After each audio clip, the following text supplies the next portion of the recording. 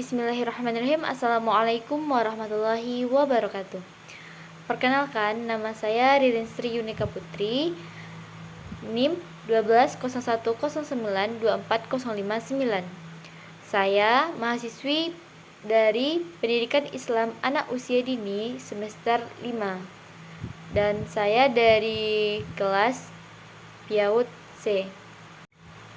Baiklah, kali ini saya akan menjawab pertanyaan ujian tengah semester pada mata perkuliahan pengembangan dan telaah kurikulum RA, yang mana dosen pengampunya ialah Dr. Aramuddin SPD MPD.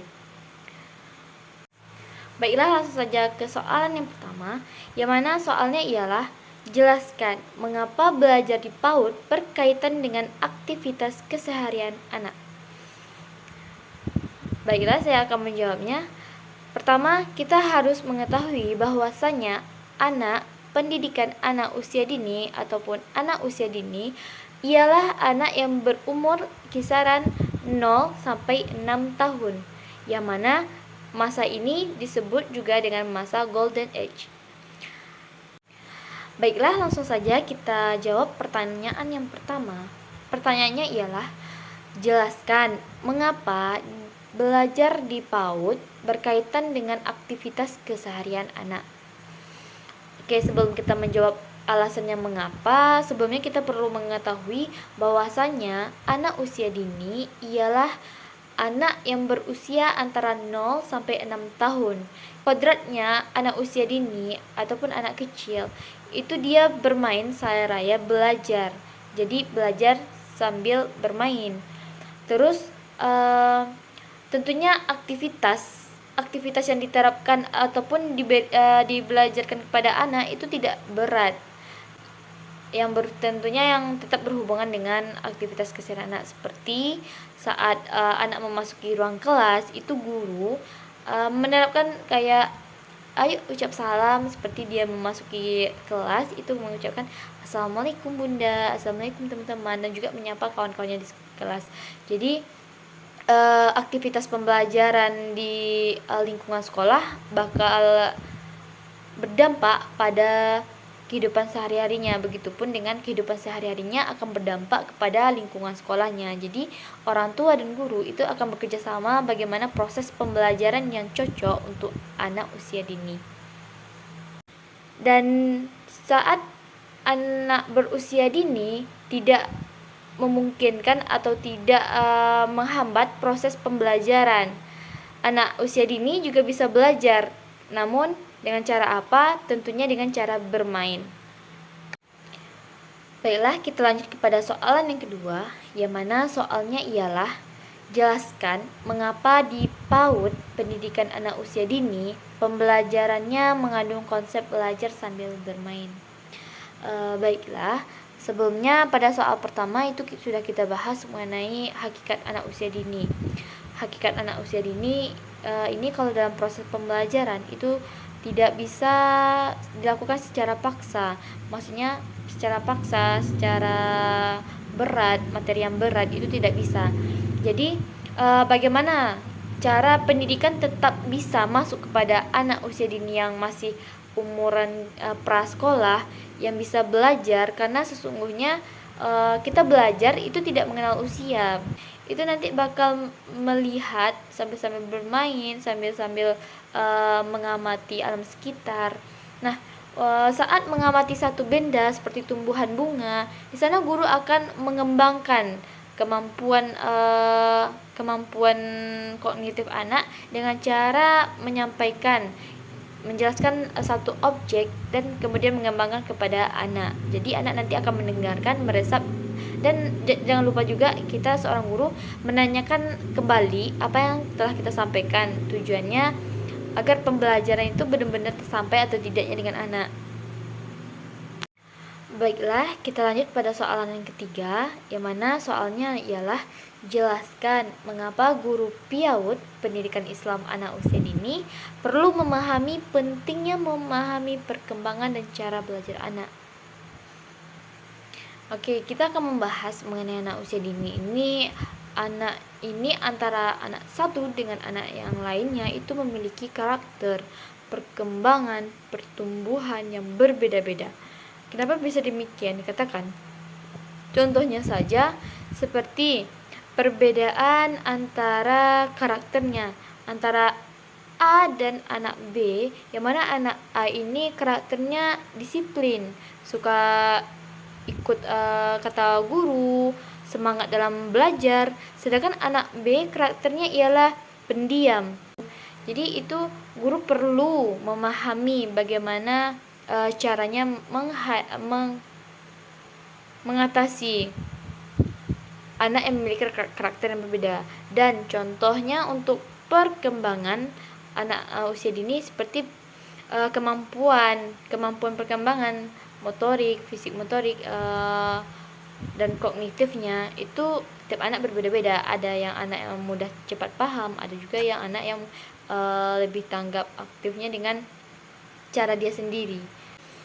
Yang mana juga menurut Elizabeth, sesungguhnya bermain memberikan manfaat yang besar bagi perkembangan anak. Baiklah, selanjutnya kita lanjut ke soal nomor 4. Pertanyaannya ialah, jelaskan mengapa anak usia dini tidak dipaksakan untuk belajar kalistung, membaca, menulis, dan berhitung. Baik, mengenai calistung ialah membaca, menulis, dan berhitung. Ini merupakan banyak kita temui pada TK-TK, anak sudah diajarkan calistung. Namun pada hakikatnya itu tidak baik untuk anak usia dini, karena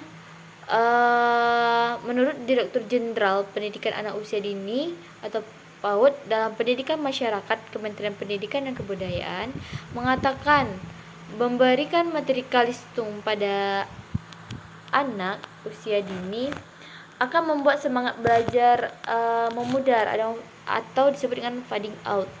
Fading out ini maksudnya adalah dengan adanya calistung, membaca, menulis, dan berhitung, terkadang itu akan menguras tenaga anak untuk berpikir, yang mana pada endingnya itu akan membuat anak mudah jenuh, mudah bosan terhadap proses pembelajaran. Jadi di satu sisi menurut sains itu, jika anak terlalu dipaksakan untuk calistung, itu akan merusak saraf-saraf kecil pada otak anak. Jika terlalu dipaksa, saraf tersebut akan pecah dan akan fatal akibatnya untuk anak usia dini.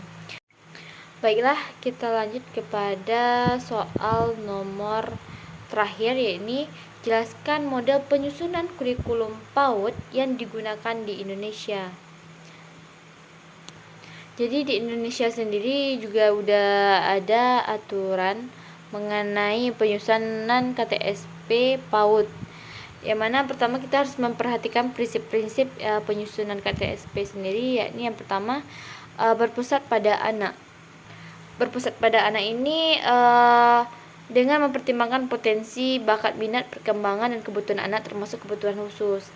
Jadi di sini kurikulum menempatkan anak sebagai pusat tujuan dan juga memenuhi kebutuhan pertumbuhan dan perkembangan anak sesuai tingkat usianya. Terus prinsip yang kedua yaitu kurikulum dikembangkan secara kontekstual. Maksudnya ada perbandingan. Yang ketiga, mencakup semua dimensi kompetensi dan program pengembangan, mempertimbangkan cara anak belajar karena sangat berpengaruh dalam proses pembelajaran. Terus bagaimana alur penyusunan KTSP PAUD di Indonesia? Ada beberapa alur. Pertama yaitu analisis konteks. Baiklah, kita lanjut kepada soal nomor terakhir, yaitu jelaskan model penyusunan kurikulum PAUD yang digunakan di Indonesia. Jadi di Indonesia sendiri juga udah ada aturan mengenai penyusunan KTSP PAUD, yang mana pertama kita harus memperhatikan prinsip-prinsip penyusunan KTSP sendiri, yakni yang pertama berpusat pada anak. Berpusat pada anak ini dengan mempertimbangkan potensi, bakat, minat, perkembangan dan kebutuhan anak termasuk kebutuhan khusus. Jadi di sini kurikulum menempatkan anak sebagai pusat tujuan dan juga memenuhi kebutuhan pertumbuhan dan perkembangan anak sesuai tingkat usianya. Terus prinsip yang kedua yaitu kurikulum dikembangkan secara konteksional. Maksudnya ada perbandingan. Yang ketiga mencakup semua dimensi kompetensi dan program pengembangan, mempertimbangkan cara anak belajar karena sangat berpengaruh dalam proses pembelajaran, dan yang tentunya belajar melalui bermain, serta terakhir barulah dengan memperhatikan dan melestarikan karakteristik sosial budaya, karena dengan anak usia dini inilah kita mulai mengenalkan kembali makanan-makanan tradisional sosial budaya yang itu adalah harta warisan dari negara dan bangsa sendiri, dan juga tentunya dengan adat. Terus bagaimana alur penyusunan KTSP PAUD di Indonesia? Ada beberapa alur. Pertama yaitu analisis konteks. Analisis konteks di sini satuan PAUD membentuk tim pengembangan dan yang terdiri dari kepala sekolah, guru, ketua yayasan, komite sekolah. Terus ada penyusunan dokumen KTSP PAUD, yang mana satuan PAUD melakukan rapat kerja penyusunan kurikulum dengan memperhatikan hasil analisis konteks yang telah digunakan. Terus alur yang ketiga adalah pengesahan dokumen KTSP PAUD dengan cara ada persyaratan resmi, dan juga untuk dokumen ini disusun setiap satuan PAUD yang diserahkan oleh pejabat yang berwenang. Dan yang keempat yaitu pemberlakuan KTSP yang disusun juga oleh setiap satuan PAUD.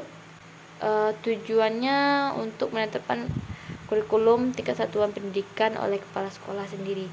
Terus yang terakhir alurnya ialah pelaksanaan KTSP, yang mana setelah disusun dan dirancang tentunya kita akan melaksanakan eksekusi dan menjadi tanggung jawab bersama seluruh warga yang ada pada satuan PAUD tersebut.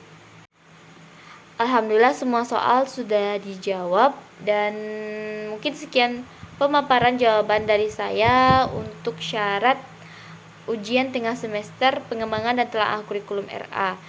Baiklah, mungkin sekian pemaparan jawaban ujian tengah semester pada mata kuliah pengembangan dan telaah kurikulum RA. Saya pamit undur diri. Terima kasih sudah menonton dan mohon maaf atas kesalahan ataupun ketepatan dalam menjawab soal-soalnya. Jadi terima kasih atas perhatiannya. Saya sudahi, wallahu muwaffiq ila aqwamit thoriq. Wassalamualaikum warahmatullahi wabarakatuh.